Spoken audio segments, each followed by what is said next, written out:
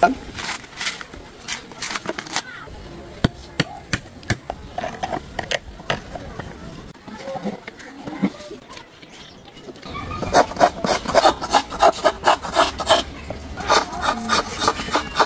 যে এখন দেখাচ্ছি আপনারা ওটা কীভাবে তৈরি করতেছি। এই দেখেন, এই যে আমার কাছে 6 রকমের 7 রকমের কাঠ আছে। এই বাড়তি ছোটো বাড়তি অংশটা কেটে নিলাম। এই আমার কাছে একটা দেখতেছেন টিনটা দিয়ে আমি মুখটা সমান করে নিলাম।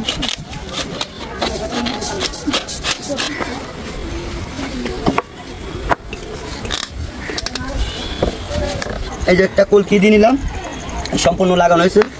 এই একটা কলকি দিয়ে নিলাম, ইটের মাটির মতো আর কি, ইট এটা দিয়ে নিলাম। এই যে একটু তামাক দিয়ে দিলাম।